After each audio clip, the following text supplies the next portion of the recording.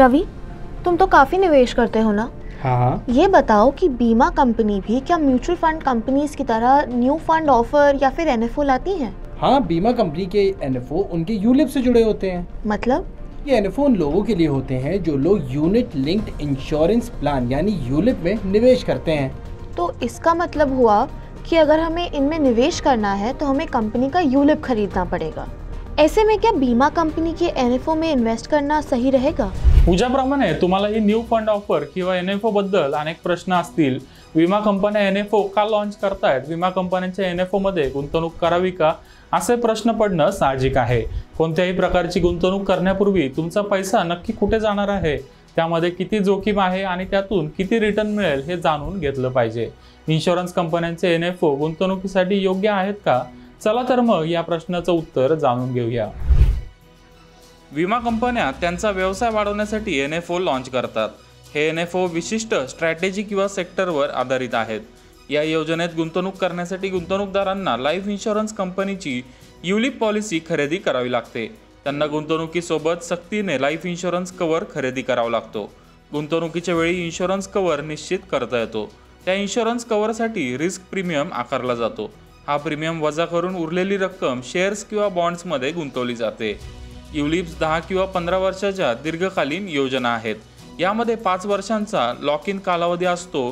हा lock in कालावधी संपल्यानंतरच पैसे काढता येतात। म्युच्युअल फंड प्रमाणे इन्शुरन्स कंपनीच्या एनएफओ युनिटची फेस व्हॅल्यू 10 रुपये असते। याला नेट ॲसेट व्हॅल्यू किंवा एनएव्ही म्हणतात। इन्शुरन्स एजंट्स गुंतवणूकदारांना एनएफओसाठी युलिपमध्ये गुंतवणूक करायला सांगतात, कारण एनएफओमध्ये 10 रुपयाच्या फेस व्हॅल्यूला युनिट्स मिळतात। गुंतवणूकदारांनी एक गोष्ट लक्षात ठेवली पाहिजे की एनएफओच्या लिस्टिंग नंतर एनएव्हीमध्ये चढ उतार चालू होतात। तसेच फेस व्हॅल्यूला स्वस्तात युनिट्स खरेदी केले तर जास्त रिटर्न मिळतो, हा अनेक गुंतवणूकदारांचा गैरसमज असतो। पण गुंतवणूकदारांनी युलिपच्या एनएफओमध्ये गुंतवणूक करावी का, हा सगळ्यात महत्त्वाचा प्रश्न आहे। देखिए, किसी भी एनएफओ में जो अट्रैक्शन होता है वो बेसिकली लो कॉस्ट एनएवी का होता है। यही अट्रैक्शन पे कंपनीज जो है फंड इकट्ठा करती हैं। निवेशक के लिए ये भी एक अट्रैक्शन हो जाता है कि बहुत ही चीपर मिल रहा है, लेकिन किसी भी एनएफओ का ट्रैक रिकॉर्ड नहीं होता है। एनएफओ कैसा परफॉर्म करेगा, आगे क्या रिटर्न देगा, ये मार्केट डायनेमिक्स पे डिपेंड करता है, और एनएफओ में क्या निवेश होगा ये उस पर निर्भर करता है। तो मेरी राय में एनएफओ में निवेश करना कोई अट्रैक्टिव प्रपोजिशन नहीं है। अपनी फाइनेंशियल प्लानिंग के हिसाब से निवेशक को देखना चाहिए कि क्या उनके पास कोई ऐसी ऑब्जेक्टिव है जो अभी तक नहीं है। एनएफओ लॉन्च करून हाय ग्रोथ सेक्टर्समध्ये गुंतवणूक करायची आणि गुंतवणूकदारांना चांगला रिटर्न मिळवून द्यायचा, हा इन्शुरन्स कंपन्यांचा उद्देश असतो। ऑक्टोबर 2021 नंतर शेअर मार्केटमध्ये घसरण चालू होती। शेअर मार्केट आकर्षक व्हॅल्युएशनला आल्यामुळे इन्शुरन्स कंपन्यांनी मागच्या 1.5 वर्षात अनेक एनएफओ लॉन्च केले आहेत। उदाहरणार्थ आयसीआयसीआय प्रुडेन्शियलच्या सिग्नेचर युलिपमध्ये mid cap hybrid growth plan launch करण्यात आला आहे। बजाज अलियन्स लाईफने स्मार्ट वेल्थ गोल युलिप अंतर्गत फ्लेक्झी कॅप फंड आणला होता। टाटा एआयने 3 एनएफओ बाजारात आणले आहेत। यामध्ये emerging opportunity fund, small cap discovery fund आणि डायनॅमिक ॲडव्हान्टेज फंडचा समावेश आहे। अलीकडेच मॅक्स लाईफने Nifty small cap quality index fund launch केला होता।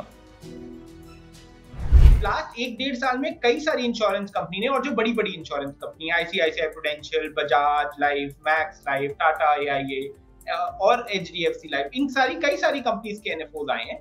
इसमें देखिए कई फंड्स ने बहुत अच्छा किया है, जिनने लास्ट एक साल में 25 से 26% तक का भी रिटर्न दिया है। ठीक है, तो ये तो फंड टू फंड डिपेंड करता है। लास्ट 1 साल में मार्केट भी बहुत रैली किया है, तो ऑब्वियसली रिटर्न उसके कारण भी अच्छे आए हैं। बट देखिए, ये तो अगेन आपके रिस्क एपेटाइट पे, अगर आपने बहुत हाई रिस्क वाले थोड़े फंड में इन्वेस्ट करा है तो ऑब्वियसली आपको लास्ट 1 साल में बहुत अच्छा रिटर्न आया होगा, क्योंकि मार्केट बहुत बड़ी है लास्ट 1 साल के अंदर। और अगर आपने डेट या बैलेंस फंड में करा होगा तो 12 से 13% के आसपास का रिटर्न आया होगा। बट देखिए, इसमें कोई गारंटी रिटर्न की नहीं होती है, तो मार्केट परफॉर्मेंस पे डिपेंड करता है। या एनएफओ मध्ये गुंतवणूक करून गुंतवणूकदारांना किती रिटर्न मिळू शकतो ते आता जाणून घेऊया।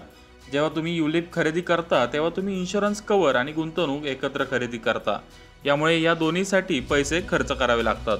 लाईफ इन्शुरन्स कव्हरसाठी मॉर्टॅलिटी चार्जेस भरावे लागतात।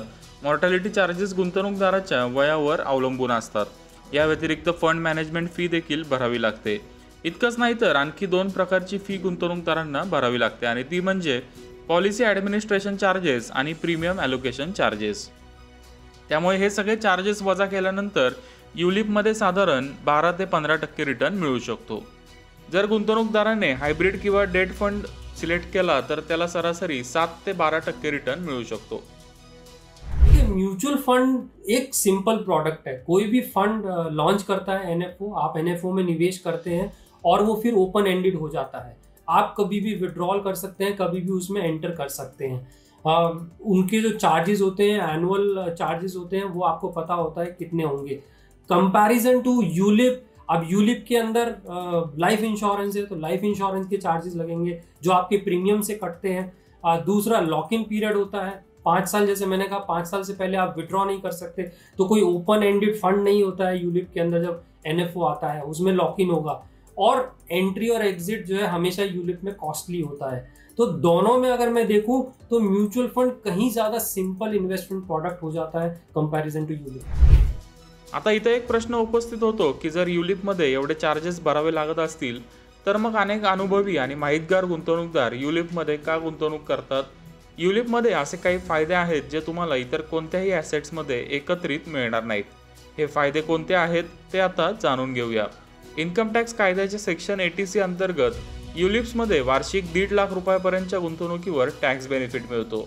मात्र यासाठी वार्षिक प्रीमियमच्या किमान 10 पट इन्शुरन्स कव्हर घ्यायला लागतो. यापेक्षा कमी कव्हर घेतला तर टॅक्स बेनिफिट मिळत नाही. युलिपचा आणखी एक फायदा म्हणजे tax free maturity. Mutual fund, FD, real estate किंवा शेअर्समध्ये नफ्यावर कॅपिटल गेन टॅक्स भरावा लागतो. मात्र इन्शुरन्स पॉलिसीची मॅच्युरिटी रक्कम सेक्शन 1010D अंतर्गत टॅक्स फ्री आहे. युलिपमध्ये वार्षिक 2.5 लाख रुपयांपेक्षा कमी प्रीमियम भरणाऱ्यांना हा टॅक्स बेनिफिट मिळतो. त्यामुळे युलिप इतर इन्स्ट्रुमेंटपेक्षा जास्त टॅक्स एफिशियंट आहेत असं म्हणता येईल. युलिपचा आणखी एक फायदा म्हणजे यामध्ये स्विचिंगची परवानगी आहे. हा फायदा ELSS म्युच्युअल फंडमध्ये मिळत नाही. समजा तुम्हाला सेक्शन 80Cचा फायदा घ्यायचा असेल तर पूर्ण पैसे इक्विटीमध्ये गुंतवायचे नसतील तर तो पर्याय म्युच्युअल फंडमध्ये उपलब्ध नाहीये. या उलट गुंतवणूकदार युलिपमध्ये डेट, हायब्रिड आणि इक्विटीमध्ये पाहिजे तेव्हा स्विच करू शकतात आणि तरी देखील त्यांना टॅक्स बेनिफिट मिळतो. सबसे बड़ी बात कि बीमा और निवेश इन दोनों को कभी मिक्स नहीं करना चाहिए. बीमा अगर आपको लेना है तो टर्म इंश्योरेंस के थ्रू ले, जिसमें आप कम प्रीमियम के साथ ज्यादा बीमा ले सकते हैं. और अगर आपको निवेश करना है तो म्यूचुअल फंड और इस तरह के प्रोडक्ट्स को देखें जो कि सिंपल होते हैं और ओपन एंडेड होते हैं, जो मेरे लिए सबसे बड़ा फीचर है. एकंदरीत विचार केल्यास असं म्हणता येईल की 45 पेक्षा कमी वय असणारे गुंतवणूकदार युलिपचा विचार करू शकतात. कारण वय कमी असेल तर मॉर्टॅलिटी चार्जेस कमी लागतात. तसेच युलिपमध्ये गुंतवणूक केल्यावर मोठ्या प्रमाणावर टॅक्सची बचत होते. तसेच इक्विटीमध्ये पैसे गुंतवण्याची सक्ती नसते. अनेक युलिप फंड्सनी मागच्या 10 वर्षात चांगला रिटर्न दिलाय. मात्र युलिपमधून चांगला रिटर्न पाहिजे असेल तर दीर्घ कालावधीसाठीच पैसे गुंतवा.